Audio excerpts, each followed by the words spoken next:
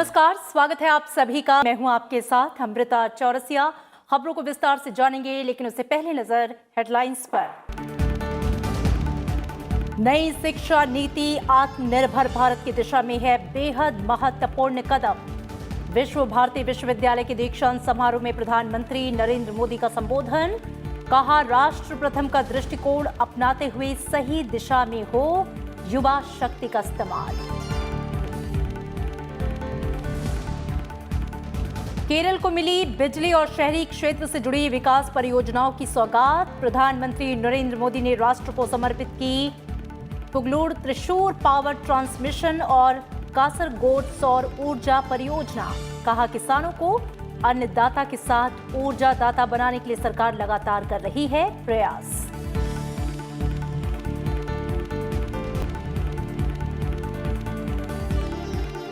Covid के बाद विश्व व्यवस्था को आकार देने में महत्वपूर्ण होगी भारत ऑस्ट्रेलिया की मजबूत साझेदारी। India Australia circular economy hackathon में बोले प्रधानमंत्री नरेंद्र मोदी। कहा, सुनहरे भविष्य के लिए संसाधनों का हो बेहतर उपयोग। पूर्वी लद्दाख में पेंगोंग त्सो झील के उत्तरी और दक्षिणी किनारों से भारत और चीन की सेनाओं के पीछे हटने की प्रक्रिया पूरी। अन्य जगहों से दोनों सेनाओं के पीछे हटने के मसले पर कल होगी सैन्य कमांडर स्तर की वार्ता। चीन ने पहली बार मानी गलवान घाटी के संघर्ष में उसके सैनिकों के मारे जाने के बाद।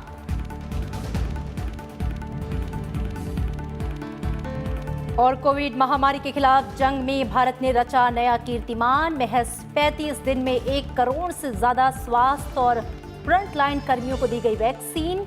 देश में कोरोना से स्वस्थ होने की दर 97.3%।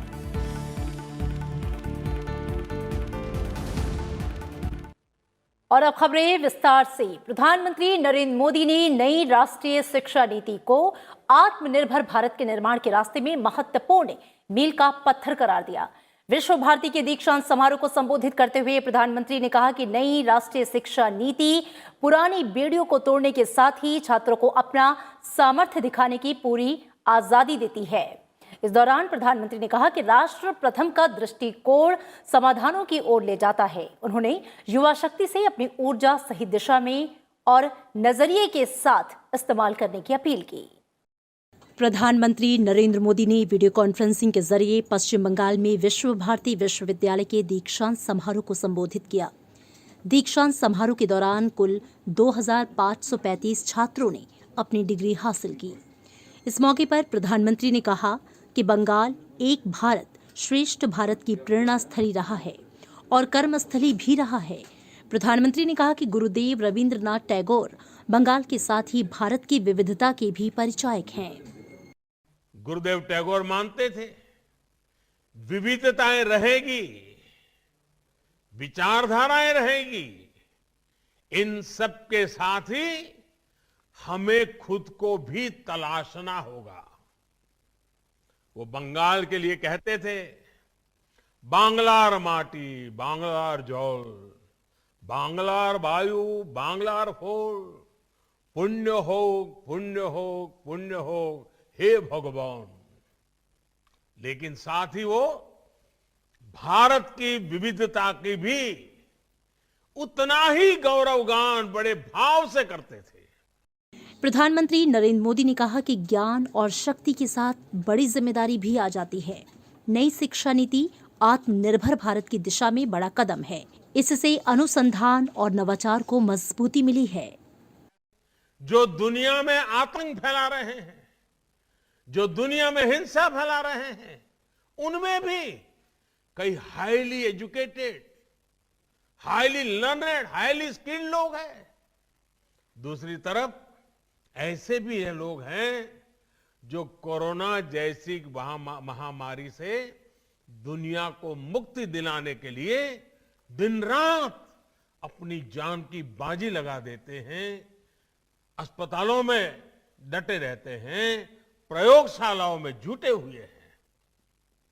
ये सिर्फ विचारधारा का प्रश्न नहीं है, मूल बात तो माइंडसेट का है।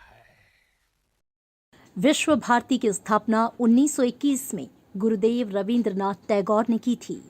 ये देश का सबसे पुराना केंद्रीय विश्वविद्यालय है। मई 1951 में संसद के एक अधिनियम के जरिए विश्व भारती को केंद्रीय विश्वविद्यालय और राष्ट्रीय महत्व का संस्थान घोषित किया गया था। प्रधानमंत्री इस विश्वविद्यालय के कुलाधिपति भी हैं। प्रधानमंत्री नरेंद्र मोदी ने आज वीडियो कॉन्फ्रेंसिंग के जरिए केरल में बिजली और शहरी क्षेत्र की प्रमुख परियोजनाओं का शुभारंभ किया। उन्होंने 320 kilo volt Pugalur Thrissur power transmission project का भी उद्घाटन किया। केरल में विकास से जुड़ी बिजली और शहरी क्षेत्र की प्रमुख परियोजनाओं का शुभारंभ करते हुए प्रधानमंत्री नरेंद्र मोदी ने कहा कि ये परियोजनाएं आत्मनिर्भर भारत के सपने को मजबूती देंगी। इस दौरान प्रधानमंत्री ने कहा कि भारत सौर ऊर्जा को काफी महत्व देता है। सरकार विकास के प्रति समर्पित है। The development works starting today are spread across the state. They cover a wide range of sectors. They will power and empower this beautiful state whose people are making rich contributions to India's progress. This make our Atmanirbhar Bharat movement stronger. प्रधानमंत्री ने कहा कि किसानों तक solar sector पहुंचाने के लिए काम हो रहा है। उन्होंने अन्नदाता को ऊर्जा दाता बनाने की बात कही। प्रधानमंत्री ने कहा कि एकीकृत कमांड एंड कंट्रोल सेंटर ने महामारी के दौरान महत्वपूर्ण भूमिका निभाई है।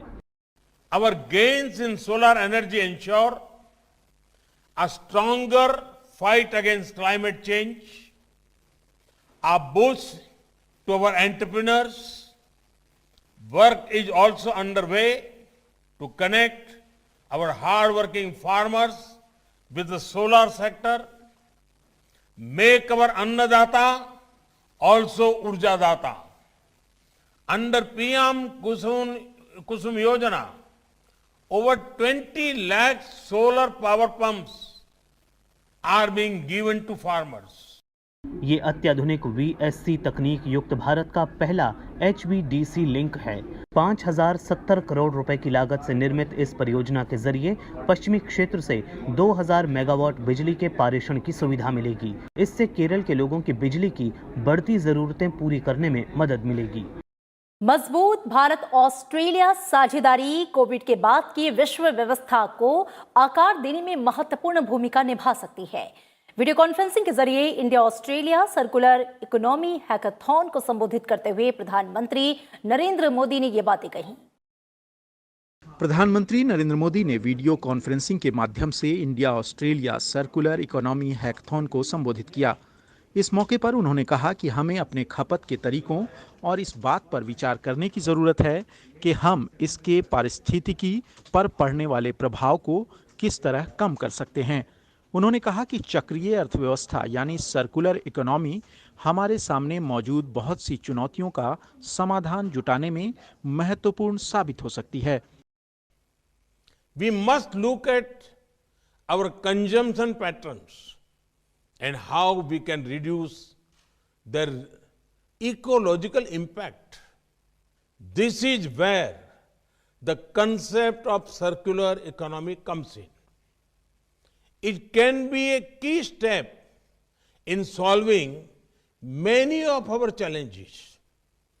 Recycling and reusing things, eliminating waste and improving resources efficiency must become part of our lifestyle. प्रधानमंत्री ने कोविड के बाद की विश्व व्यवस्था में भारत ऑस्ट्रेलिया साझेदारी को बेहद महत्वपूर्ण करार दिया। The strong India-Australia partnership will play an important role in shaping the post-COVID world. And our youth, our young innovators, our startups will be at the forefront of this partnership. Australia and India have a long and fruitful record of working together on science and research. And that's the answer. And this hackathon is a wonderful example of just that, of our ever-deepening cooperation. From trade, investment, security, defence, and importantly, science and education. Importantly, we're also committed to working together on environmental initiatives and achieving zero plastic waste economies. प्रधानमंत्री ने कहा कि हमें यह कभी नहीं भूलना चाहिए कि हम इस धरती पर मौजूद हर चीज के मालिक नहीं हैं, बल्कि हम अगली पीढ़ियों के लिए इसके ट्रस्टी भर हैं। पूर्वी लद्दाख के पैंगोंग त्सो के दक्षिणी किनारे से भारत और चीन के सैनिकों की वापसी का काम पूरा हो गया है। अब लद्दाख के दूसरे क्षेत्रों से दोनों देशों के सैनिकों की वापसी पर आगे की कार्रवाई होगी। इस पर बात करने के लिए शनिवार को दोनों देशों के कोर कमांडरों की बैठक होगी। 10वें दौर की इस बातचीत में दोनों देशों के सैनिकों की अभी तक की वापसी के दौरान आई स्थिति की समीक्षा होगी और टकराव के अन्य इलाकों से वापसी का रोड मैप बनाया जाएगा। शनिवार को दोनों देशों के कोर कमांडरों की बैठक मालदो में चीन की तरफ संपन्न होगी। रक्षा मंत्री राजनाथ सिंह ने 11 फरवरी को संसद के दोनों सदनों में पूर्वी लद्दाख के पैंगोंग त्सो से दोनों देशों के सैनिकों की वापसी की प्रक्रिया की शुरुआत की जानकारी दी थी। उन्होंने ये भी घोषणा की थी कि वापसी प्रक्रिया के पहले चरण की समाप्ति के 48 घंटे के अंदर दोनों देशों के कोर कमांडरों की बैठक में अगले चरण की वापसी पर बात होगी। और इसी बीच चीन के सरकारी अखबार पीपल्स डेली ने एक खबर में इस बात को स्वीकार किया है कि गलवान घाटी में हुए संघर्ष में चीनी सेना के 5 सैनिक हताहत हुए थे। केंद्रीय गृह मंत्री बीजेपी के वरिष्ठ नेता अमित शाह ने आज कोलकाता में पश्चिम बंगाल की महान हस्तियों को श्रद्धांजलि दी और युवाओं से स्वतंत्रता सेनानियों के जीवन और संघर्ष से प्रेरणा लेने का आह्वान किया। इस अवसर पर अमित शाह ने 3 साइकिल यात्राओं को रवाना किया जो पश्चिम बंगाल के अलग अलग हिस्सों का दौरा करेंगी। पश्चिम बंगाल के क्रांतिकारियों के सम्मान में शुक्रवार को कोलकाता में शौर्यांजलि कार्यक्रम का आयोजन हुआ। नेशनल लाइब्रेरी में आयोजित इस कार्यक्रम में केंद्रीय गृह मंत्री अमित शाह ने भी शिरकत की। उन्होंने कहा कि नेताजी सुभाष चंद्र बोस को भुला देने की बहुत कोशिशें हुई, लेकिन उनकी देशभक्ति और शहादत भावी पीढ़ियों को प्रेरित करती रहेगी। बहुत प्रयास हुआ है कि सुभाष बाबू को भुला दिया जाए, परंतु उनका कर्तृत्व, उनकी देशभक्ति और उनका सर्वोच्च बलिदान शायद कोई कितना भी प्रयास करे, पीढ़ियों तक भारतवासियों के जहन में जस का तस रहने वाला है। अमित शाह ने कहा कि सरकार ने एक कमेटी बनाई है जो ये सुनिश्चित करेगी कि नेताजी के जीवन, उनके काम और उनसे जो देशभक्ति के संस्कार मिले हैं उनसे प्रेरणा लेकर देश को महान बनाने में योगदान जारी रहे और पीढ़ियां उन्हें समय समय पर याद रखें। प्रधानमंत्री जी के नेतृत्व में एक कमेटी बनाई है जो कमेटी सुनिश्चित करेगी कि सुभाष बाबू का जीवन, इनका कवन और सुभाष बाबू के संस्कार जो देशभक्ति के हमें मिले हैं, वो संस्कार को चिरकाल तक न केवल भारत में रहने वाले भारतीय, दुनिया भर में जहां जहां भारतीय बसे हैं, वो चिरकाल तक याद करें और उसमें से प्रेरणा लेकर भारत को महान बनाने में अपना योगदान देते हैं। गृह मंत्री अमित शाह ने इस अवसर पर खुदीराम बोस और रास बिहारी बोस जैसे स्वतंत्रता सेनानियों के जीवन पर आधारित एक प्रदर्शनी बिप्लबी बांग्ला का भी उद्घाटन किया और एक साइकिल रैली को झंडी दिखाकर रवाना किया। नेताजी सुभाष चंद्र बोस, खुदीराम बोस और रास बिहारी बोस के नाम पर बनी 3 साइकिल टीमें स्वतंत्रता सेनानियों के संदेशों को पहुंचाने के लिए प्रदेश में 900 किलोमीटर की यात्रा करेंगी। उन्होंने कहा कि इस कार्यक्रम को उन कई कार्यक्रमों के क्रम में देखा जाना चाहिए जिन्हें नेताजी की 125वीं जयंती के उपलक्ष्य में शुरू किया गया है। जम्मू कश्मीर में आतंकियों के सफाई के लिए सुरक्षा बलों का अभियान जारी है और इसी क्रम में सुरक्षा बलों को आज शोपियां जिले में बड़ी कामयाबी हाथ लगी। यहां पर सुरक्षा बलों ने आज 3 आतंकवादियों को मार गिराया। इलाके में तलाशी अभियान जो है वो तेजी से जारी है। वहीं श्रीनगर के बारजुल्ला इलाके में आज हुए एक आतंकी हमले में 2 पुलिसकर्मी शहीद हो गए। जम्मू कश्मीर के शोपियां जिले में शुक्रवार को 3 आतंकवादी मारे गए और 2 आतंकी मुठभेड़ स्थल से फरार हो गए, जिनकी तलाश जारी है। एनकाउंटर में मारे गए तीनों दहशतगर्द आतंकी संगठन अल बद्र से जुड़े थे। सुरक्षा बलों को कल देर रात शोपियां जिले के इमाम साहब इलाके में आतंकवादियों के छिपे होने की खबर मिली थी। इसके बाद सुरक्षा बलों ने तलाशी अभियान चलाया तो आतंकियों ने गोलीबारी शुरू कर दी। मारे गए आतंकियों के पास से हथियार और गोला बारूद भी बरामद हुआ है।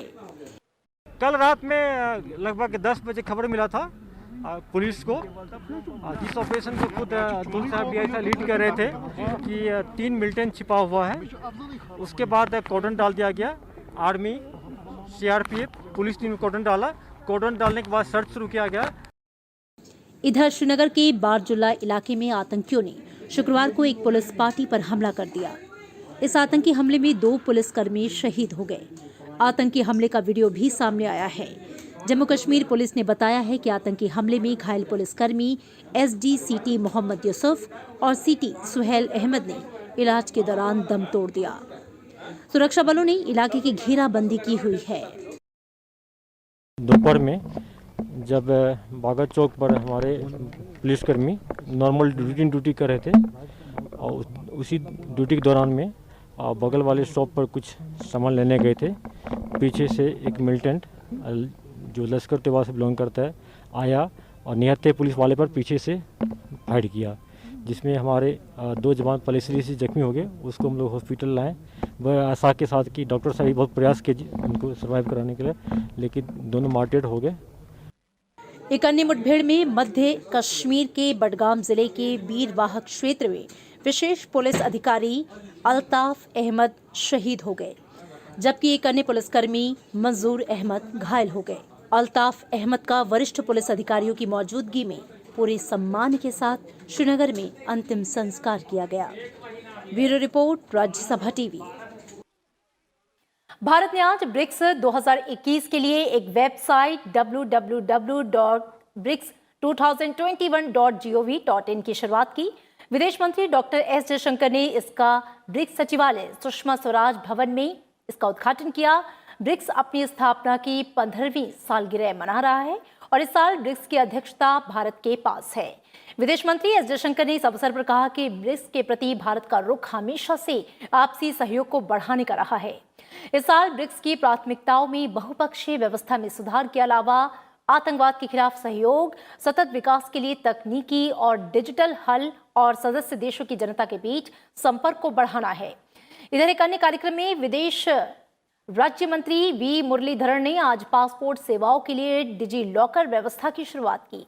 इस व्यवस्था में पासपोर्ट बनाने के लिए आवश्यक कागजात डिजी लॉकर में पेपरलेस तरीके से जमा किए जा सकेंगे। आने वाले दिनों में सरकार की योजना पूरे पासपोर्ट को डिजी लॉकर में सुरक्षित करने की है। To give further fillip to the citizen-centric approach and to enhance passport service experience in a paperless mode, we have now successfully integrated into DigiLocker platform of the government. This would enable citizens to submit various documents required for passport services through DigiLocker in a paperless mode. Now they are not required to carry the original documents. I would also like to add here that as a next step, we are working on the idea of passport to be included as one of the documents in DigiLocker. America की अंतरिक्ष agency NASA का perseverance rover गुरुवार रात मंगल ग्रह की सतह पर सफलतापूर्वक उतर गया।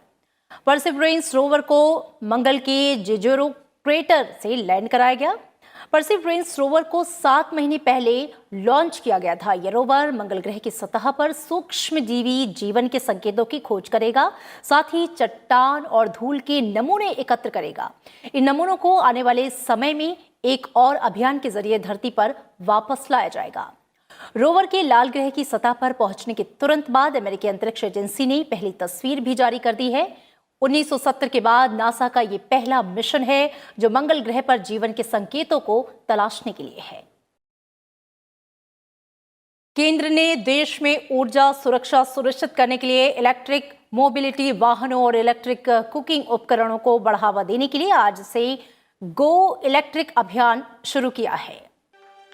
गो इलेक्ट्रिक कैंपेन कार्यक्रम का शुभारंभ करते हुए नितिन गडकरी ने कहा कि आने वाले 2 साल में इलेक्ट्रिक वाहनों की कॉस्ट कम हो सकती है और ऐसा डिमांड बढ़ने से होगा। नितिन गडकरी ने कहा कि हम 8 लाख करोड़ रुपए तक का सिर्फ फ्यूल इंपोर्ट करते हैं। ऐसे में आने वाले समय में अगर ये बढ़कर 2 गुना होता है तो देश की अर्थव्यवस्था पर बुरा असर होगा। उन्होंने कहा कि हमारे पास चीनी, चावल, गेहूं सरप्लस है और हमें बायोफ्यूल पर फोकस करना चाहिए। जो देश की आज परिस्थिति है उसमें 8 लाख करोड़ का इंपोर्ट हमारा क्रूड ऑयल का है, फॉसिल फ्यूल का है, और इसी प्रकार से ये अगर दुगना हो जाएगा आने वाले 4-5 साल में तो क्या होगा, तो उसके हमारे इकोनॉमी पर क्या इम्पैक्ट होगा, ये बहुत ही गंभीर प्रश्न है। और इसलिए स्वाभाविक रूप से फॉसिल फ्यूल के अल्टरनेटिव्स क्या है, इसमें हमें जाने की आवश्यकता है। और उसमें से इलेक्ट्रिक ये ऐसा फ्यूल है जो लो कॉस्ट है, पोल्यूशन फ्री है और इंडिजिनियस है। नितिन गडकरी ने कहा कि ऑटोमोबाइल इंडस्ट्री आने वाले 5 साल में 4.5 लाख करोड़ से बढ़कर 10 लाख करोड़ की हो जाएगी और इससे रोजगार के अवसर भी बढ़ेंगे।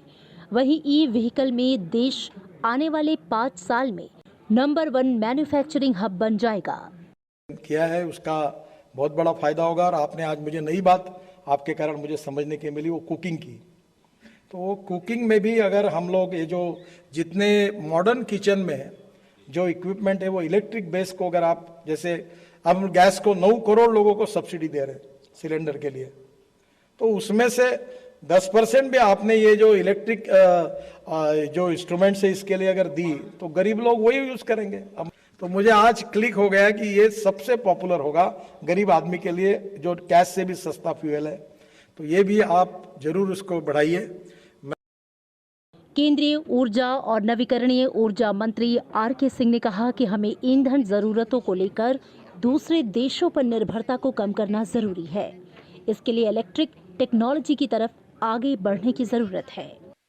And the country as a whole will benefit from this energy transition because the cost of energy will come down. Our dependence on imports will come down. Not only imports of petroleum products, also imports of gas. We are importing gas. It's still carbon. But that, apart from that, it's still foreign exchange. It's still not a pathway towards Atmanirbhar. For that, you have to go electric. And therefore, electric cooking as well. As I said, our vision is encapsulated in just 2 words: go electric and green the electricity. So, bring more and more sectors into electricity. सरकार देश में electric वाहनों के साथ electric cooking को बढ़ावा दे रही है। इसके लिए सब्सिडी भी दी जा रही है और ईंधन जरूरतों को लेकर भी देश आत्मनिर्भर बनने की दिशा में तेजी से बढ़ रहा है। देश में कोरोना वैक्सीनेशन का आंकड़ा 1 करोड़ के पार पहुंच गया है। भारत में अब तक 1 करोड़ से ज्यादा स्वास्थ्य कर्मियों और फ्रंटलाइन वर्कर्स को कोरोना का टीका दिया जा चुका है। देश ने ये उपलब्धि महज 35 दिन में हासिल की है। भारत में कोविड वैक्सीनेशन अभियान 16 जनवरी से शुरू हुआ। 1 महीने में 88 लाख लोगों का वैक्सीनेशन हुआ था और अब ये आंकड़ा 1 करोड़ के पार पहुंच गया है। वहीं देश में कोविड से स्वस्थ होने की जो दर है वो 97.3% हो गई है। स्वास्थ्य मंत्रालय के मुताबिक गुरुवार को 10,896 लोग कोविड से स्वस्थ हुए। इन्हें मिलाकर अब तक 1,06,67,000 से अधिक लोग इस संक्रमण से ठीक हो चुके हैं। गुरुवार को कोरोना संक्रमण के 13,193 नए मामले सामने आए और इसी के साथ सक्रिय मामले 1,39,542 हो गए, जो कुल मामलों का 1.27% है। छत्रपति शिवाजी महाराज की आज जयंती है और इस अवसर पर उपराष्ट्रपति वेंकैया नायडू और प्रधानमंत्री नरेंद्र मोदी ने उन्हें श्रद्धांजलि दी। उपराष्ट्रपति वेंकैया नायडू ने छत्रपति शिवाजी महाराज की जयंती पर उन्हें श्रद्धांजलि दी। उपराष्ट्रपति ने कहा कि देश के प्रेरणा पुरुष छत्रपति शिवाजी महाराज ने राष्ट्र की अस्मिता और एकता की रक्षा के लिए समाज और समुदायों को संगठित कर एक अजेय शक्ति में परिवर्तित कर दिया। उन्होंने कहा, छत्रपति शिवाजी महाराज एक मराठा योद्धा, देशभक्त, उत्कृष्ट प्रशासक, रणनीतिकार और परोपकारी शासक थे। उन्होंने कहा कि शिवाजी महाराज का संघर्ष लोगों को प्रेरित करता रहेगा। प्रधानमंत्री नरेंद्र मोदी ने भी छत्रपति शिवाजी महाराज की जयंती पर श्रद्धांजलि अर्पित की। छत्रपति शिवाजी को भारत माता के महान सपूत के रूप में याद करते हुए प्रधानमंत्री ने कहा, कि उनका अदम्य साहस, अद्भुत शौर्य और असाधारण बुद्धिमत्ता की गाथा देशवासियों को युगों युगों तक प्रेरित करती रहेगी। इस अवसर पर प्रधानमंत्री ने एक वीडियो संदेश भी जारी किया।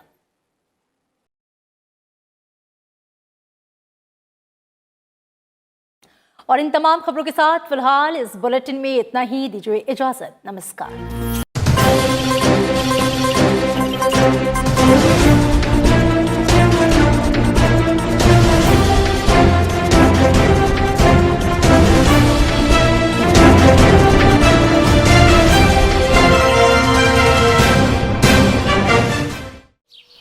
ओ काका, वो आए शहर, ले आए खाद बीज। भाई लेके तो आया हूँ, पर क्या कहूँ, महंगाई इतनी हो गई है कि समझ में नहीं आता है कि खेती करे कैसे। फसल भी अच्छी नहीं होती है, ये दवाइयाँ नहीं डालूँ तो कर्जा करके लाओ, कैसे भी लाओ, लाना तो पड़ेगा ही। और ये दवाई की दुकान का कर्जा तो ख़त्म होने का नाम नहीं लेता। लाना तो मुझे भी है, पर सब कुछ इतना महंगा है, कहाँ से लाऊं, किससे खरीदूं, किसके पास सही दामों में मिलेगा और क्वालिटी उत्पाद भी मिलेगा या नहीं। अपनी फसलों की सही दवाओं के लिए दूर दूर तक शहरों में जाना और दवाओं को लाना पड़ता है। फसलों के लिए दवाएं सही है या नहीं, ये जानकारी भी नहीं होती। फसलों की कटाई पर सही दाम मिलेंगे या नहीं, इन तमाम मुश्किलों से दूर होने के लिए आइए खेती बाड़ी केंद्र। खेती बाड़ी केंद्र एक ऑनलाइन सेवा केंद्र है, जिससे आप अपने मोबाइल के द्वारा जुड़ सकते हैं, जहां आपको अपनी खेती के लिए सही प्रकार की दवाएं मिलेंगी, वो भी होलसेल मूल्य पर। वो सभी दवाएं सीधा निर्माता से लेकर आप तक पहुंचाते हैं, यानी कि बीच में होने वाले सारे खर्च की बचत आपकी जेब में। साथ ही साथ दवाओं को लाने और ले जाने की झंझट से भी छुटकारा। अपनी मुश्किलों को दूर करने के लिए आप खेती बाड़ी केंद्र पर एक मिस कॉल करें। खेती बाड़ी केंद्र का किसान मित्र आपसे तुरंत संपर्क करेगा और आपको सभी जरूरी जानकारी देगा। खेती बाड़ी केंद्र की फ्रेंचाइजी लेकर खेती बाड़ी मित्र बनिए और किसानों की सेवा कर देश की तरक्की में भागीदार बने। आज ही संपर्क करें नीचे दिए गए नंबर पर और खेती बाड़ी केंद्र से जुड़े। ये है खेती बाड़ी केंद्र ऐप। अच्छा, किसानों की सरदारी, उन्नत खेती बाड़ी। खेती बाड़ी केंद्र, देश के अन्नदाता की दुकान।